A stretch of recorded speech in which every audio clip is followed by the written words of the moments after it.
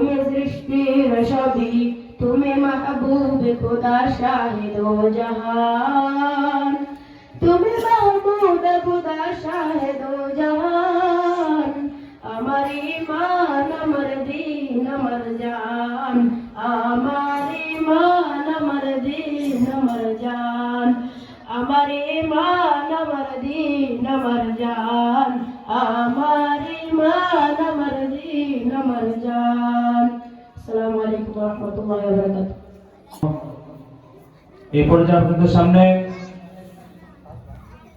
হাদিস শরীফ নিয়ে আসছেন দক্ষিণ পালেরপাড়া ইসলামী হাফেজ মাদ্রাসার নুরানি বিভাগের ছাত্র মোহাম্মদ তাশরিফ।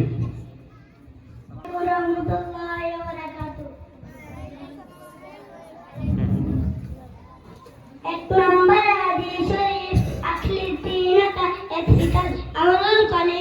এক নম্বর হাদিস শরীফের অর্থ তোমার ঈমানকে খাঁটি করো, অল্প আমল নাজাতের জন্য যথেষ্ট হইবে। দুই নম্বর হাদিস শরীফ খায়রুকুম মান তাআল্লামাল কুরআন ওয়া আল্লামা।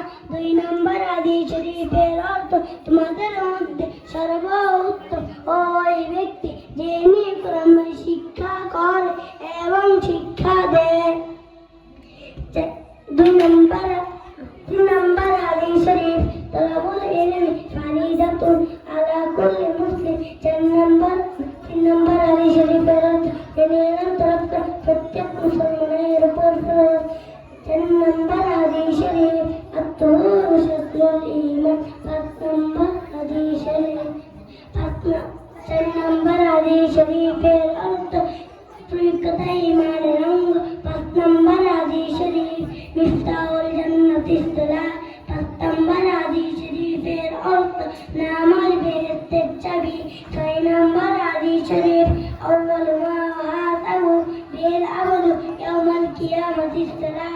ছয় নম্বর হাদিস শরীফের অর্থ কিয়ামতের দিন সর্বপ্রথম নামাজের হিসাব হইবে।